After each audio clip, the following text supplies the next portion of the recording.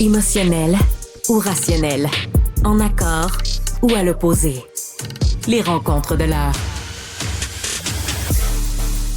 Tous les jours à mon émission, j'ai la présence d'un chroniqueur absolument fabuleux qui s'appelle Rémi Villemur. Mais aujourd'hui, c'est à titre d'auteur que je reçois Rémi Villemur parce que c'est aujourd'hui que sort un livre qui s'intitule « Ne jamais se taire ». Mes échanges, donc c'est Rémi qui parle, mes échanges avec Gilles Proulx, le délinquant des ondes, c'est publié aux éditions du Journal.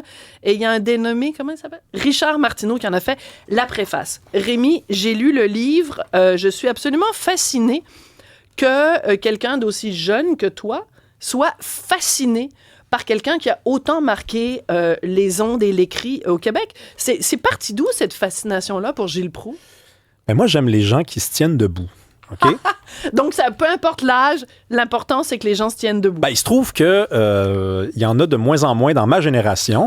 Donc, ces gens-là vieillissent de plus en plus. Ouais. Et ça, c'est la vie, hein, tout simplement.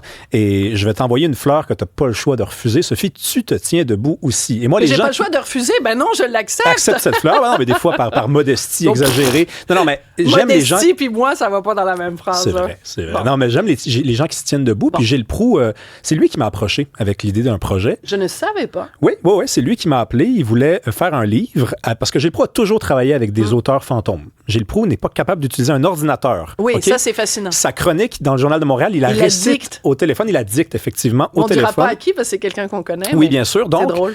Il m'a présenté l'idée de faire un projet. Oui. Et moi, j'ai dit à une condition, c'est Oui. qu'on s'assoit dans un bar et qu'on discute et que ce soit des échanges à part égale. Je dis je le savais pas, mais c'est faux parce que tu le racontes quand même au début de ton livre. Et vous avez choisi donc de vous rencontrer dans une taverne. C'est tout à fait approprié. Alors, il y a beaucoup de sujets dont on veut parler. Alors, rentrons tout de suite dans le vif du sujet.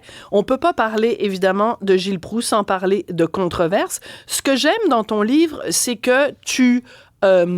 remets les choses en perspective. Tu ne nies pas que Gilles Proulx ait pu parfois déraper. Par contre, tu dis, il faut quand même dire les choses comme elles sont. Il a été accusé d'avoir dérapé, des fois où il n'avait pas dérapé tant que ça.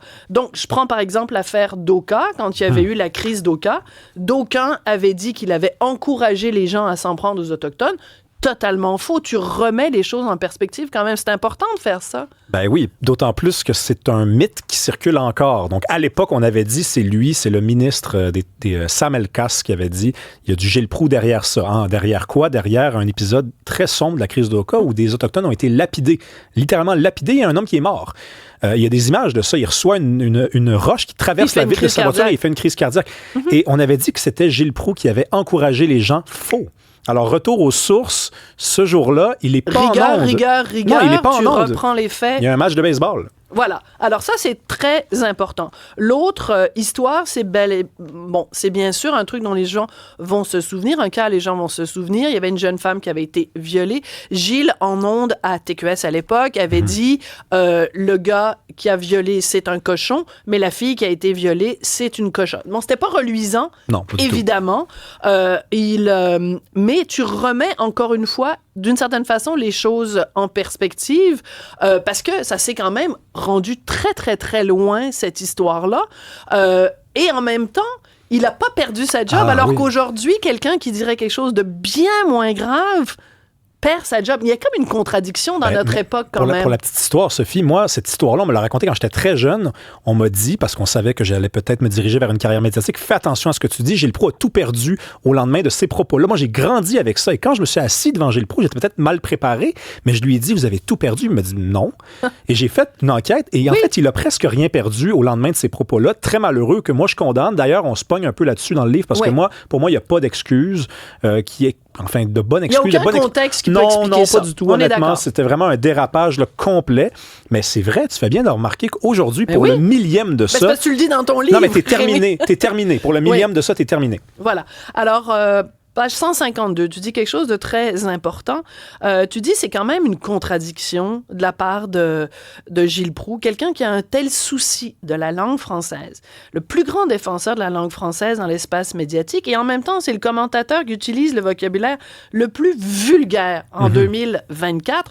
C'est vrai que il a des fois des mots qui percutent, des mots qui provoquent, et en même temps, c'est quelqu'un qui utilise un langage châtié et qui te reprend si tu fais un anglicisme. C'est une contradiction, et je pense qu'elle est quand même un peu au cœur de ton livre. Oui, ben en fait, c'est un peu ça que je voulais montrer, c'est qu'en fait, on est tous remplis de contradictions. Mais peut-être que Gilles Proulx refusait de l'admettre jusqu'à présent. Et concernant la langue, il me l'a dit, il s'est expliqué, il me dit, moi, dans le fond, j'ai compris assez tôt que je parlais autant aux maçons puis aux plombiers qu'à l'avocat et aux médecins. Alors, à ce moment-là, je dois utiliser 2 niveaux de langage. Et moi, si c'est donc au service d'une cause qui est supérieure, soit la sienne, qui est celle d'avoir fait la promotion toute sa vie de la langue française, de la culture québécoise, mais moi, je comprends qu'on puisse emprunter ce chemin-là. Et j'ai ramé un peu pour obtenir cette contradiction-là, parce que pour lui, tout avait un sens. Il me reprenait sur ma langue. Moi, je disais, hey, l'époque des lignes ouvertes, il dit, on dit pas ça, on dit tribune téléphonique. Mais bon, tu sais, moi, quand je me fais reprendre, je deviens soudainement très attentif à mon interlocuteur. Je l'ai remarqué.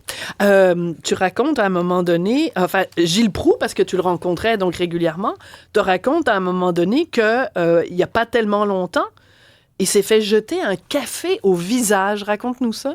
Oui, ben en fait, Gilles Proulx, il habite dans le sud-ouest de la ville, je dirais pas exactement où, mais il va souvent au Tim Hortons à Verdun.